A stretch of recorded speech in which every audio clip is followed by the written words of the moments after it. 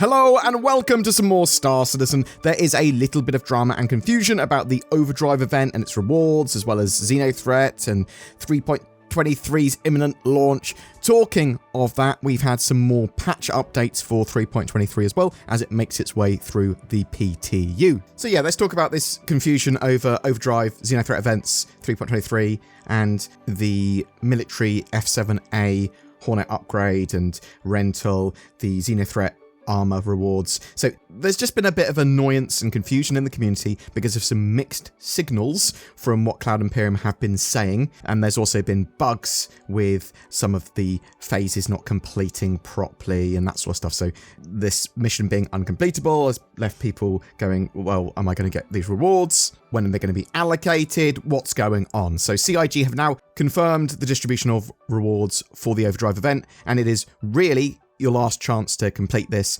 unless they're going to run them again in the future with the same rewards, which is admittedly very possible. But CIG clarified that the 5 Overdrive Initiative missions, the 5 phases that we currently have in the 3.22.1 live build, will be available until the XenoThreat event goes live, which is expected to go live shortly after Alpha 3.23 goes live. So 3.23 will go live. Bam, you'll still have a little while, assumedly a few days after 3.23 launches, to finish off those 5 phases. And then XenoThreat, the actual proper main event of that, will go live, and those prelude phases, those prelude events, will no longer be available to play. The Hornet F7A rental for 7 days and upgrade of that from the F7C Mark II to the F7A Mark II will be available once 3.23 launches and you've completed those 5 phases. You'll then have a mission titled Overdrive Initiative Reward, which you'll need to accept, and then you'll get your reward. So that will be available on 3.23's launch or up until the release of XenoThreat. CIG did want to clarify some more stuff. Overdrive is a narrative quest chain that also encapsulates the XenoThreat event. So the previously known XenoThreat ambush, support needed, and attack on XenoThreat missions that we had, phases in the normal XenoThreat dynamic event, they're now going to have Overdrive Initiative as a prefix to it. So they're all part of the Overdrive Initiative technically, and effectively the normal XenoThreat dynamic event is the 6th phase of the Overdrive quest chain. It is not 2 separate events. Technically, they have the ability to run them separately, but they're all one story and typically will be run one after another. CIG did make it clear as well that the XenoThreat armor reward will be given at the end of the entire quest chain. So you have to complete the XenoThreat attack on XenoThreat ambush stuff as well, the 6th phase as it were, to actually get that XenoThreat armor reward. And that will be allocated to you after XenoThreat has ended. Now, if you don't receive any new Overdrive priority missions, that should mean that you've completed all the currently available missions of the Overdrive Initiative, and you should be getting your rewards. Despite all of this though, and Cloud Imperium sort of reassuring players, there are still concerns for the tracking of the event. That might be inaccurate. There's obviously been bugs and problems with that previously, and some people aren't getting the next phase of the mission through, like, I haven't completed this particular mission, but I'm not seeming to get it. Hopefully this will all be resolved before the allocation of final rewards, and it's not going to become a big drama situation, because I can already guess that a lot of people are going to be saying they should have got the rewards and they didn't. That's going to be even before they've allocated the rewards. People are going to be annoyed that they haven't got them, even though the CIG haven't allocated them. So just wait a bit. If you genuinely think you should have got the rewards, you probably will get them at some point. CIG should fix this. I'm just preempting there being more problems with this. But again, hopefully it's all solved and sorted, and CIG did try and reassure players. The latest XenoThreat event is going to have some updates as well. So it's obviously going to have all of that goodness of 3.23 with interactions and EVA and master operator modes, combat and flight changes, all that sort of jazz. That should make it a lot more fun. It's also got AI and NPC and behavior updates, Idris interior and boarding stuff. There's new cargo types and boxes. And for those of you with FOMO and been like, well, I haven't been able to complete the event because Star Citizen's not in a playable state for me, or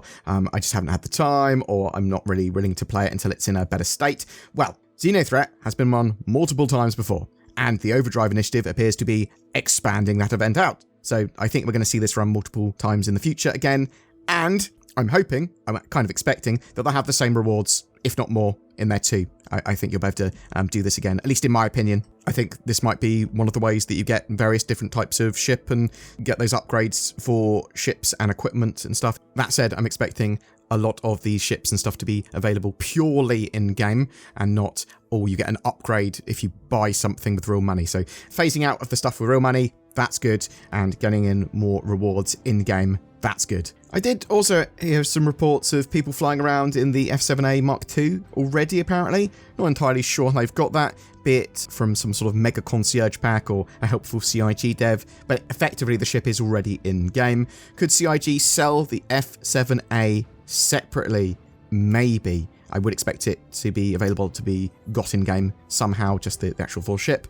I mean, Fleet Week's coming up in May as well. It's a combat ship. Maybe sell it. There's a new Alpha 3.23 EPT patch that's recently come out. It's still Wave 2 PTU. I am expecting it to open up to more waves by the weekend. Hopefully open PTU by the weekend, maybe. That is my hope. Certainly not a confirmation. This build contained a absolute ton of bug fixes. They are really ironing out a huge range of bugs, some long-standing ones. They added some tweaks and polish passes and stuff like that as well. So there was further distribution center performance and polish passes for levels of detail, lighting, audio, all that sort of jazz. Water polish pass, they got rid of seams in Wavecrest foam and fixed inconsistent normals across the water simulation. There's a polish pass on physical ship shopping. There's a load of weapon tuning, and they've increased the RPM and spread on anti-fighter cannons. They've retuned distortion scatterguns. They've increased distortion bullet velocity to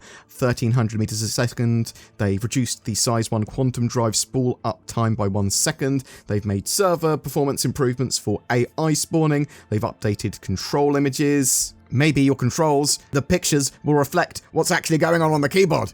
The build does also contain further logging for missing ship HUDs while using Vulkan. They're obviously quite keen to get Vulkan into a good state. Everything seems to be very snappy and responsive in this patch as well, from kiosks to shopping to interactions. Even elevators and trams seem to be consistently working too.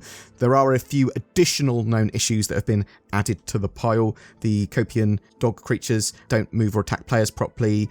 Distribution center ASOP terminals can't retrieve ship lists. The eliminate specific mission objective markers do not update with the target's location, and bounty missions seem to be pretty broken at the moment.